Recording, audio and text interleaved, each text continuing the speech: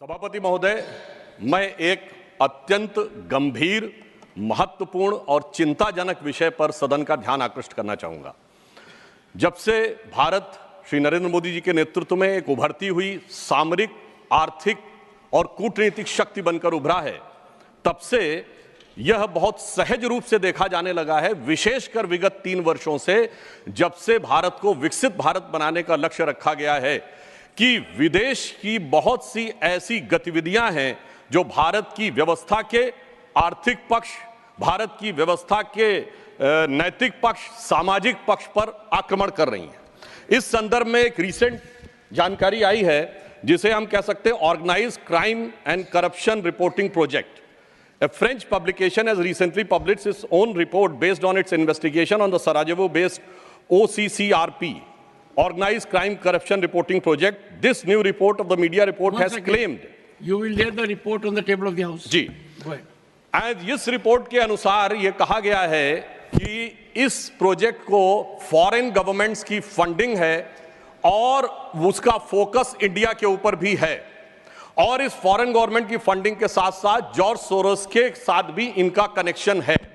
अब ये केवल हम एक रिपोर्ट के आधार पर नहीं कह रहे हैं सभापति महोदय, मैं सदन का ध्यान आकृष्ट करना चाहूंगा कि विगत 3 वर्षों से ये क्या एक संयोग है कि जिस समय भारत की संसद का सत्र चलता है, मैं सिर्फ एक संयोग बता रहा हूं, भारतीय फार्मर्स के बारे में रिपोर्ट आती है 3 फरवरी 2021, बजट सत्र है 29 जनवरी 2021। पेगासस रिपोर्ट आती है 18 जुलाई 2021, मानसून सत्र है 19 जुलाई 2021। उसके बाद 31 जनवरी 2023 से भारत की संसद का बजट सत्र शुरू होता है और 24 जनवरी 2023 को हिंडनबर्ग रिपोर्ट आती है। जनवरी 2023 में भारत की संसद का सत्र शुरू होता है और 17 जनवरी 2023 को बीबीसी की डॉक्यूमेंट्री आती है, इंडिया द मोदी क्वेश्चन।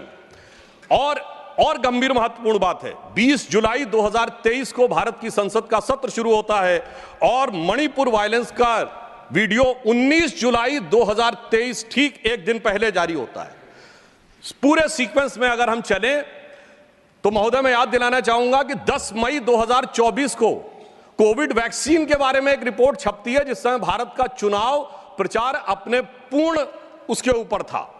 फिर अभी वर्तमान सत्र हम बताना चाहते हैं कि मानसून सत्र 22 जुलाई से 9 अगस्त के बीच में शुरू होता है और 10 अगस्त को हिंडनबर्ग की रिपोर्ट आती है। वर्तमान सत्र 25 नवंबर से प्रारंभ होता है और 20 नवंबर को अमेरिकन कोर्ट के एक अटॉर्नी की रिपोर्ट आती है एक बिजनेस हाउस के संदर्भ में। मैं सिर्फ देश के सामने बात रखना चाहता हूं।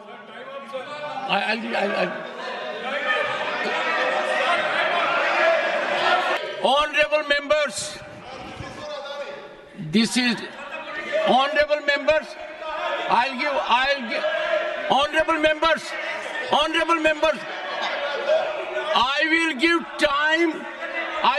time because listen to me.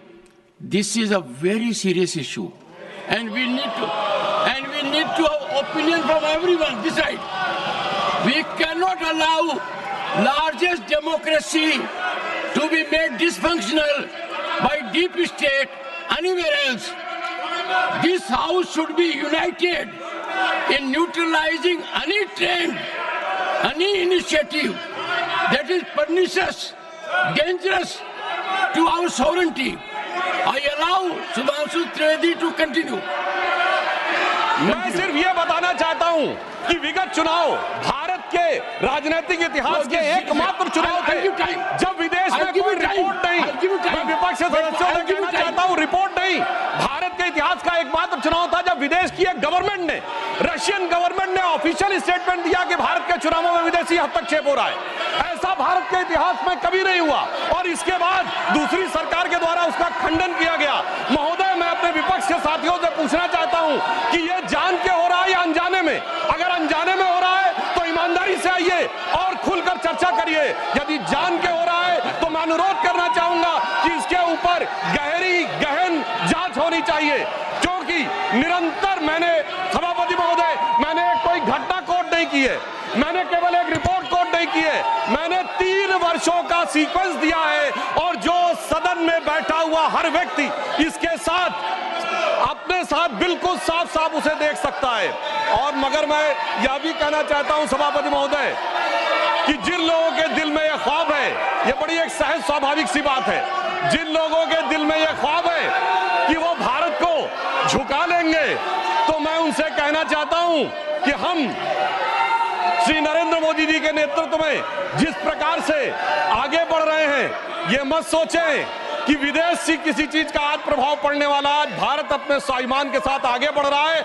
मैं उन लोगों के लिए कहना चाहूंगा, सर जो विदेश में जाकर यहां विचार करते हैं, जो कहते हैं डिफेंडर्स ऑफ डेमोक्रेसी यहां क्यों नहीं कर रहे हैं, सर डिफेंडर्स ऑफ डेमोक्रेसी जिनको कहते थे वो प्रधानमंत्री जी की तारीफ कर रहे हैं। इसलिए मैं कहना चाहूंगा, विदेश का लाभ लेकर, विदेश की छांव लेकर जो भारत में हो रहा है, उनके लिए एक पंक्ति कहना चाहूंगा कि अपने वतन पर सदियों तक है रही हुकूमत गैरों की, लेकिन कुछ चेहरों पर अब तक धूल है उनके पैरों की।